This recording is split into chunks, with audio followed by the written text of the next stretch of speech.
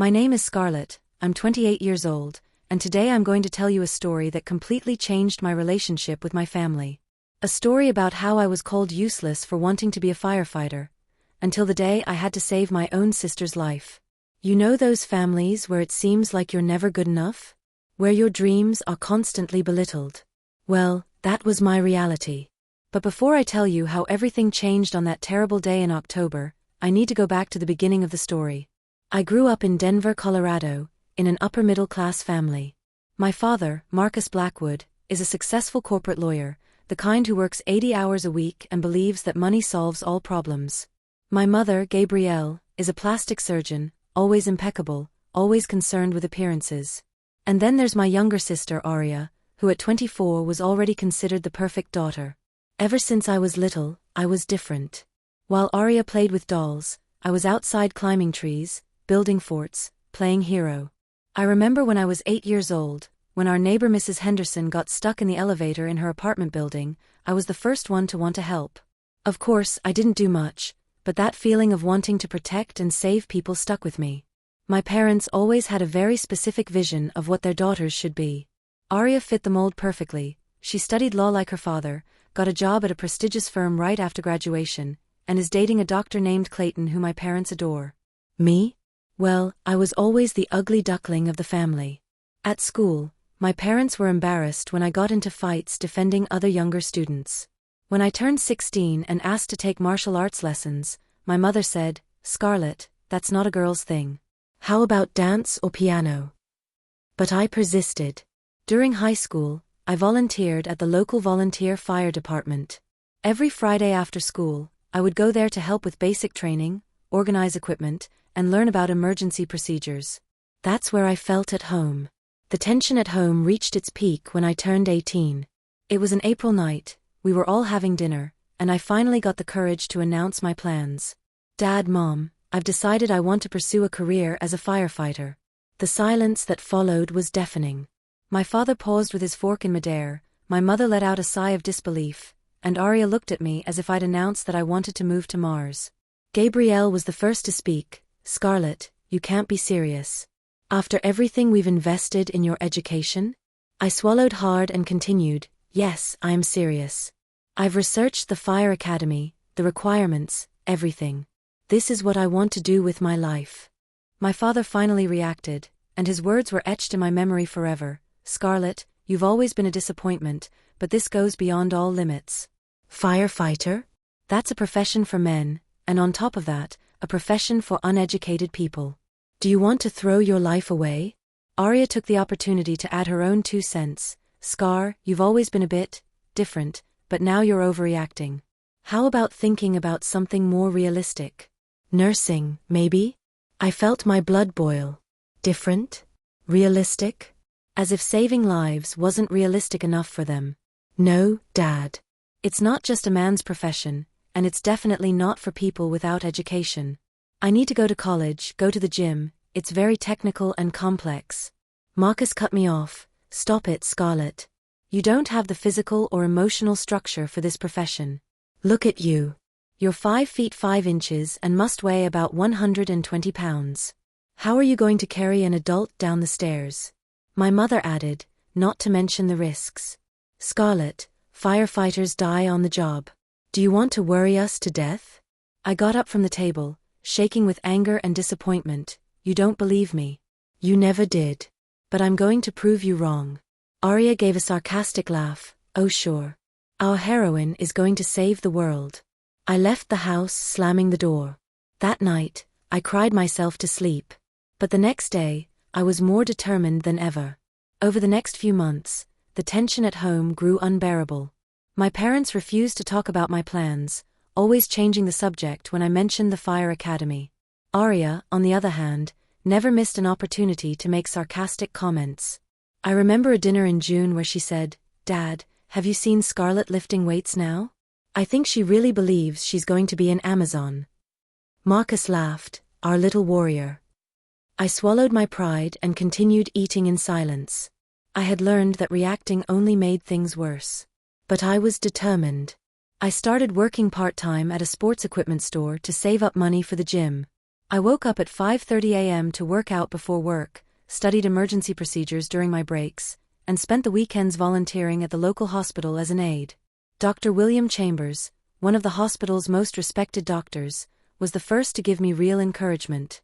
After 3 months of seeing me there, he called me in to talk. "Scarlett, can I talk to you for a minute?" "Sure, Dr. Chambers." He took me to a private room. "I've been watching your work here. You have something that many medical professionals have lost over time: genuine compassion and courage. Yesterday, when that man came in with a heart attack, you were the first one to rush to help, even without medical training." "I just did what I thought was right, doctor." "Exactly. And that's what makes a good emergency professional." "I heard you want to be a firefighter." My heart raced. Would he discourage me too? "Yes, sir. My family doesn't really support the idea." Dr. Chambers smiled. "Scarlett, I've been saving lives for 30 years. I can assure you that gender, size, or social background do not determine who will be a good professional. What determines is heart, determination, and technical preparation. You have the first two, and the third is learned." Those words were like a ray of hope in my dark life. He continued, "I have a friend, Captain James Rivera, who is an instructor at the Denver Fire Academy. If you would like, I can make an introduction." "Doctor, I would be very grateful." A week later, I was face to face with Captain Rivera.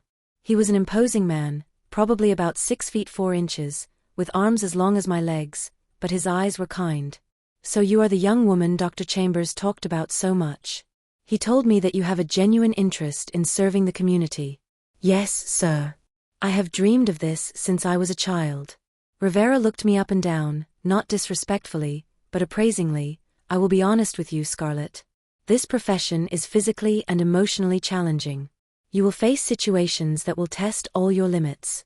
Does your family support your decision?" I hesitated. "Not exactly, sir." He nodded understandingly. "Many families do not understand this vocation. But I can tell you this, some of the best firefighters I've ever met weren't necessarily the biggest or strongest. They were the most prepared, the most tactically intelligent, and the ones who genuinely cared about their jobs." Captain Rivera gave me a list of physical and academic requirements. "If you can meet all of these requirements in the next 6 months, I will personally recommend you for the next class at the academy." I left there with a mission. I had to run 2.5 kilometers in under 12 minutes, do 50 consecutive push-ups, 40 sit-ups in 2 minutes, and still pass a theoretical test on basic emergency procedures. The next 6 months were the most intense of my life. I woke up at 5 a.m. to run, worked from 8 a.m. to 5 p.m., studied from 7 p.m. to 11 p.m., and still had to put up with my family's comments. One day, Gabrielle found my emergency procedures books on the kitchen table. "Scarlett, are you still wasting your time with this nonsense?" "It's not nonsense, Mom. It's my future." She shook her head. "Your future? Daughter, you're 19.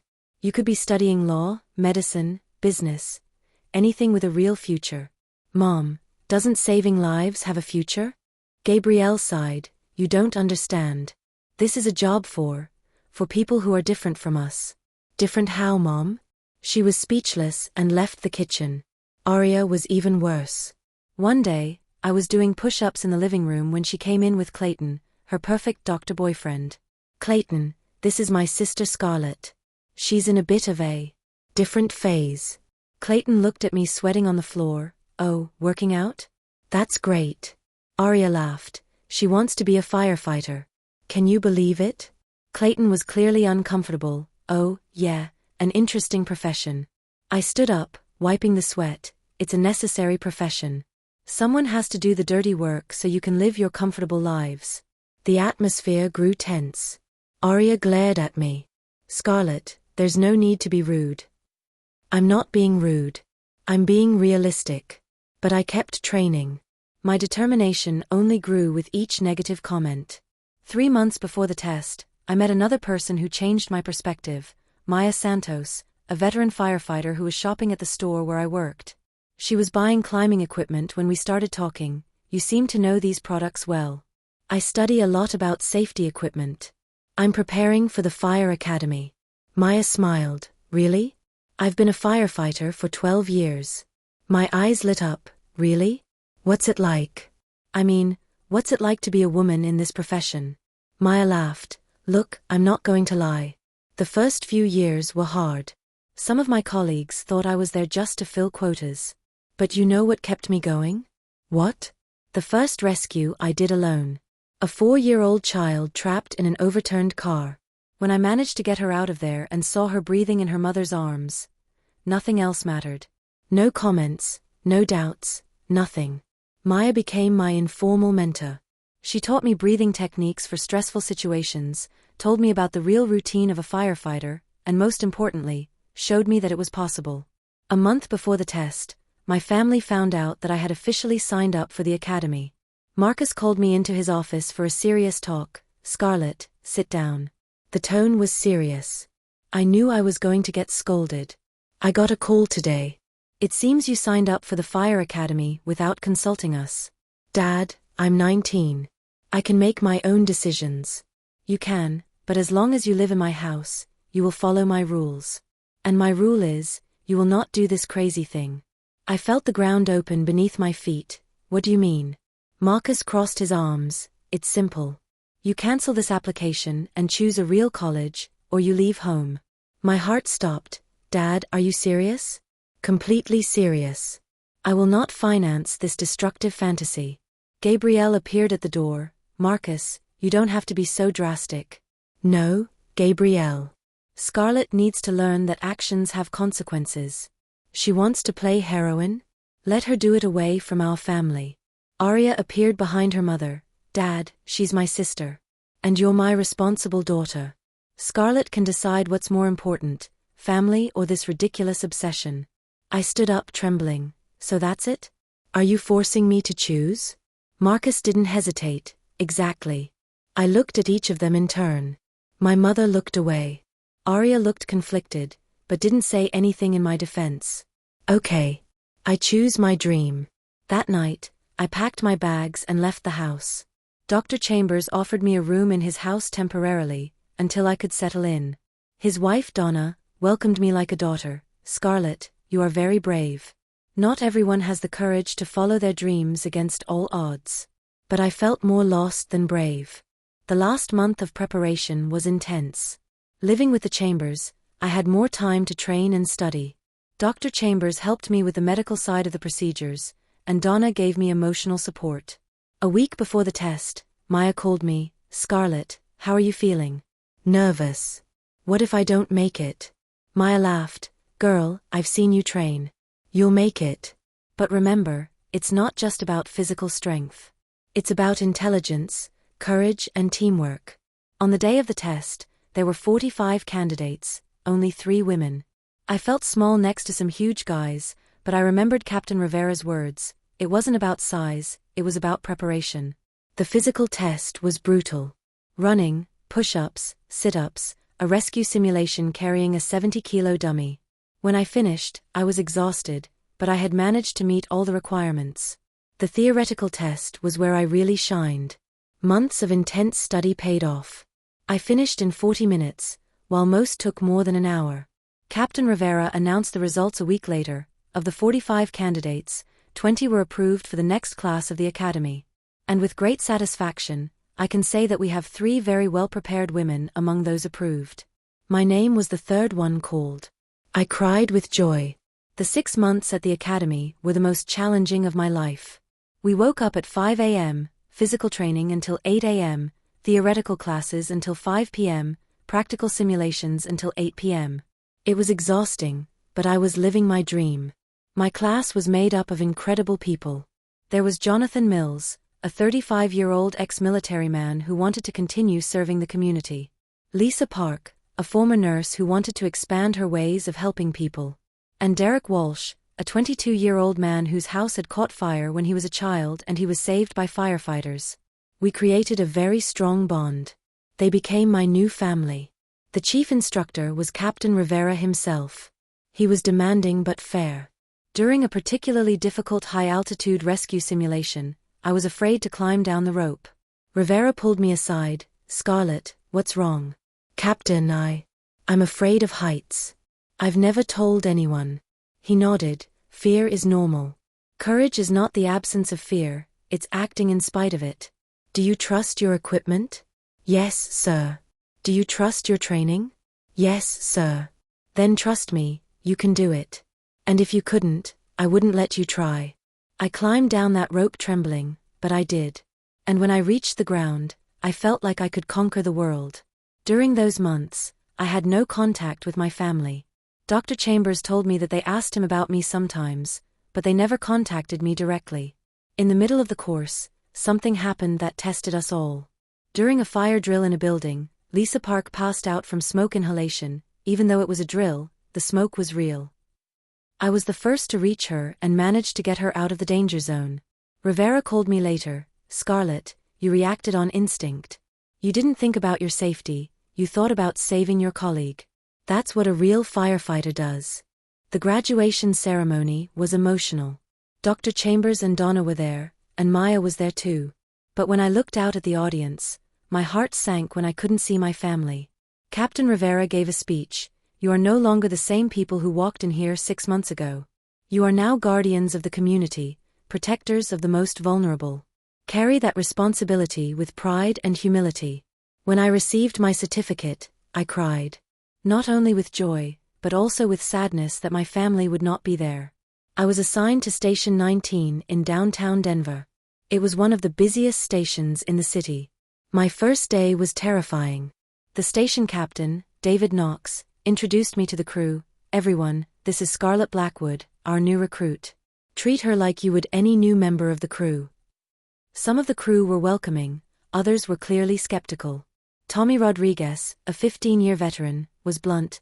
Girl, there's no room for weakness here. Can you carry an unconscious adult down the stairs? Captain, if I couldn't do it, I wouldn't be here. He laughed. We'll see. My first real incident was a car accident on Interstate 25. A family with 2 children, the car overturned. When we arrived, the father was unconscious, the mother was panicking, and the children were crying and trapped in the back seat. Captain Knox yelled, Blackwood, you and Rodriguez take care of the kids. My heart was racing, but my training took over. I managed to calm the kids down while Rodriguez cut their seatbelts. Within 10 minutes, the whole family was safe. On the way back, Rodriguez patted me on the shoulder. Good job, Private. The first 6 months were intense. House fires, accident rescues, medical emergencies. Each incident taught me something new and made me grow as a professional. But I missed my family. Many nights, I lay awake wondering if I had made the right choice. It had been a year since I had left home. It was a Tuesday in October, and I was on duty at the station when the alarm went off at 2:30 p.m. Dispatch, Station 19, responding to a residential fire in progress. 2847 Maple Street. Possible victims trapped inside. Maple Street. My heart sank. It was my family's street. Captain Knox noticed my reaction. Blackwood, are you okay? Captain, it's close to my family's house.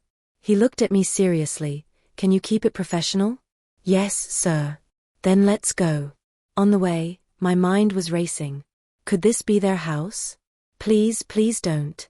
When we arrived, my worst nightmare was confirmed. It was the house next door to my family, but the fire was spreading quickly. My parents' house was also starting to burn. There was a crowd on the street. And in the middle of it, I saw my family. Marcus was hugging Gabrielle, both of them panicking. But where's Aria? I ran to them. Dad. Mom. Are you okay? Marcus looked at me, surprised and confused. Scarlett? What are you? I'm working, Dad. Where's Aria? Gabrielle started crying. She's trapped inside. She went to get Duchess. Duchess was the family cat, whom Aria had loved since she was a child. Captain Knox approached. The house is on fire on the first floor. The ceiling could collapse at any moment. I looked at the house, then at my parents. Is Aria inside? Marcus nodded, desperate. She went up to get the cat, but the fire spread too quickly. The stairs are blocked. I looked at Knox. Captain, I know this house. I can get in through the back window on the 2nd floor. Knox shook his head. Too dangerous, Blackwood. Let's wait for the Magirus ladder to arrive.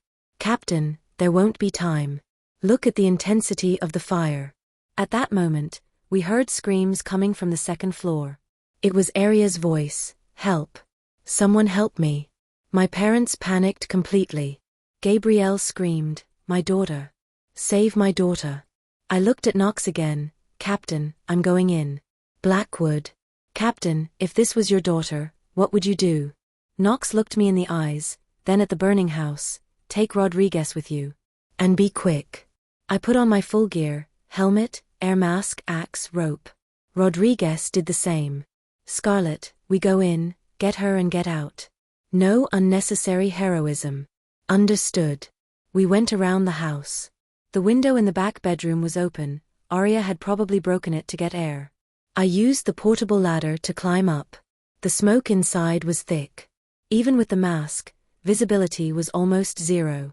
I shouted, "Arya, where are you?" A faint voice answered, "Here. In the closet." I followed the voice. The heat was unbearable, even with the equipment. I found Arya kneeling in the closet, hugging Duchess, both of them coughing heavily. "Arya. It's me, Scarlett." She looked at me with smoke-red eyes. "Scarlett? How did you?" "I'll explain later. Now we need to get out of here."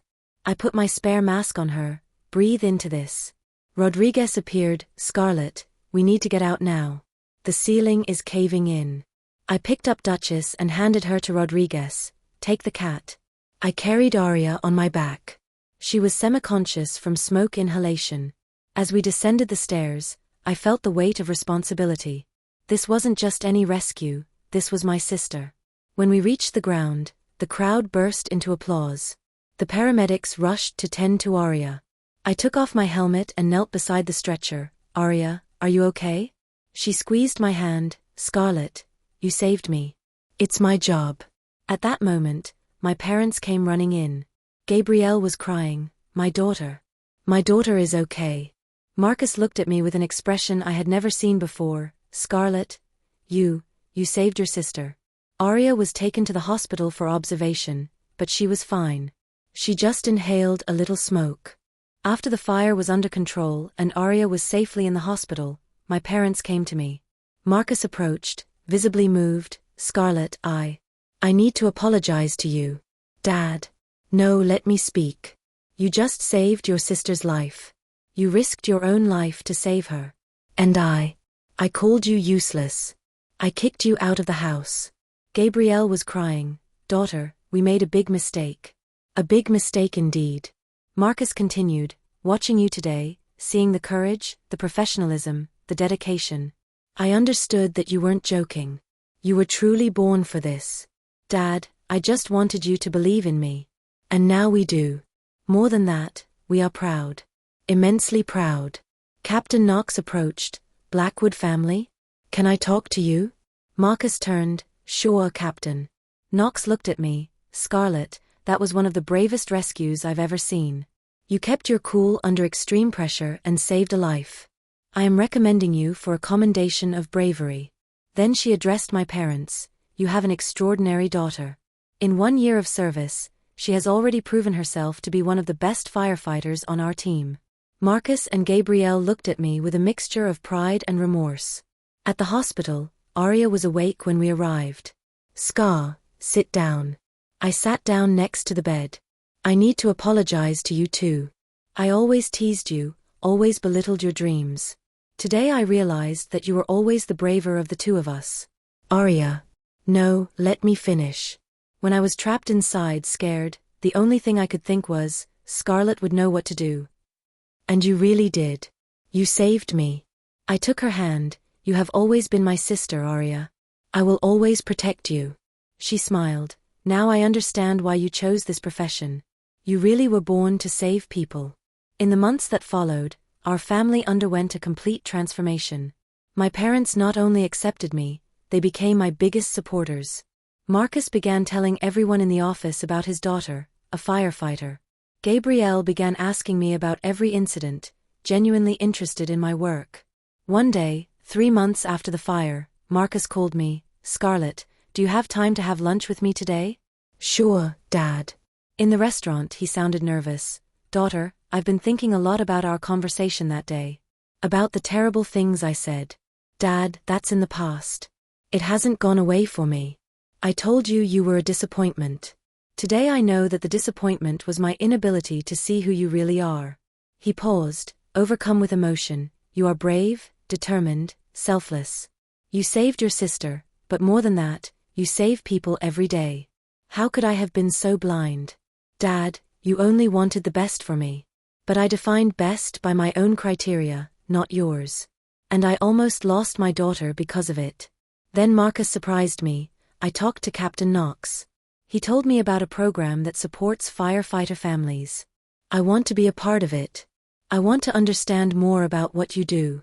Dad, would you do that? Scarlett, I want to make up for lost time. I want to be the father you deserve. Arya also changed completely. She started coming to the station, met my team, and even volunteered to help with fire prevention campaigns. One day she came to me, Scar, I want to tell you something. What's wrong? I broke up with Clayton. Why? Because he made a comment about you. He said firefighters are low-level public servants. I told him that if he didn't respect my sister, he didn't respect me either. Arya, you didn't have to. You did. You taught me that courage isn't just about facing the fire. It's also about standing up for what's right. Gabrielle, in turn, began using her status in the medical community to promote the firefighting profession. She organized first aid lectures with our staff at the hospital. Dr. Chambers would always say, Scarlett, you not only achieved your dream, you transformed your entire family. 6 months after Arya's rescue, I received the Denver Fire Department Medal of Valor. The ceremony was held in the city auditorium, with over 200 people in attendance. When Mayor Henderson called my name, my entire family was there. Marcus, Gabrielle, Arya, Dr. Chambers, Donna, Maya, my station crew. Everyone gave a standing ovation. The mayor read, Firefighter Scarlett Blackwood, for the exceptional courage displayed in the rescue on October 15th, risking your own life to save a civilian in extreme danger, you are hereby awarded this medal in recognition of your heroism and dedication to public service. When I walked up to the stage, I saw my father crying with pride. Marcus, who once said I was a disappointment, was crying with pride for his firefighter daughter. In my speech, I looked directly at my family. This medal is not just for me. It is for everyone who believed in me when I didn't believe in myself. It is for those who supported me when others doubted me. And it's especially from a family that has learned that true love means supporting each other's dreams, even when we don't understand them. After the ceremony, Marcus came over. Scarlett, can I talk to you for a minute? Sure, Dad. He pulled something out of his pocket. This is for you. It was a small plaque with my name on it, Scarlett Blackwood, our hero. Dad. I had it made to put on my desk in my office. I want everyone to know that I have a daughter who saves lives. My story started to spread. The local newspaper ran a story, Firefighter saves her sister in dramatic fire. I was interviewed on television for a show about women in traditionally male professions. But what really touched me was when letters started coming in from young women saying that my story had inspired them to follow their own dreams, even against their family's wishes. One letter in particular touched me. It was from a 17-year-old girl named Jessica. Dear Scarlett, my name is Jessica and I'm 17. I've always wanted to be a military pilot, but my parents say it's not a girl's job. When I saw your story on TV, I cried. You showed me that it's possible to follow your dreams even when no one believes in you. Thank you for giving me courage. I started speaking at schools. My message was always the same: don't let anyone define your limits. If you have a genuine passion for something that can help other people, go for it. It may be hard, it may be lonely at times, but in the end it's worth it. At the station, there were also positive changes. Tommy Rodriguez, who initially doubted me, became a mentor. Girl, you proved me wrong in a beautiful way. Now I'm going to use you as an example to other skeptical recruits. Captain Knox called me in for a talk 6 months after the fire. Scarlett, I want to talk about your future here in the Corps. Yes, Captain? You have leadership potential. I'm recommending you for the Officer Development Program. You could make lieutenant in 2 years. Captain, I barely have 2 years of experience. Knox smiled. Scarlett, leadership is not about seniority. It's about character, courage, and the ability to inspire others. You have it all. Today, 3 years after that fateful dinner where I announced my dreams, I can say that every hardship was worth it. It wasn't easy. There were times when I doubted myself, times when I missed my family, times when I thought about giving up. But every life I saved, every person I helped, every young person I inspired, all of it reminded me why I chose this path. My family learned a valuable lesson, that true love is not about molding others into our expectations, but about supporting their genuine dreams, even when we don't fully understand them. Marcus now volunteers for a fire prevention campaign. Gabrielle uses her office to distribute educational materials on home safety. Arya is studying to be a paramedic. She says she wants to be brave like her sister. A few weeks ago, I received another letter that touched my heart. It was from a mother. Scarlett, my 16-year-old daughter wants to be an aerospace engineer. I thought it was an impossible dream for a young girl. After hearing your story, I realized that my role is not to limit her dreams, but to support her in achieving them. Thank you for teaching me how to be a better mother. Guys, if you've made it this far, thank you for listening to my story. I know it was long, but I needed to tell you all the details so you could understand the whole journey. If you have a dream that seems impossible, if you have a passion that others don't understand, if you feel like you're alone in the fight, remember my story. The people we love won't always understand our dreams right away. Sometimes we need to prove our worth through our actions. But never give up. Never let fear or the disapproval of others define your future. If you have a genuine calling to help people, to make a difference in the world, fight for it. And family is important, but true family is the one that, in the end, recognizes your mistakes and learns to love you for who you really are, not for who they want you to be. If my story inspired at least one person not to give up on their dreams, then it was all worth it. Let me know in the comments, have you ever been through something similar? Have you ever had to choose between your family's approval and your dreams? How did you deal with it? I want to read your stories. And if you liked my story, leave a like, subscribe to the channel, and share it with someone who needs to hear that it is possible to achieve dreams that seem impossible. Thank you for listening. Until next time.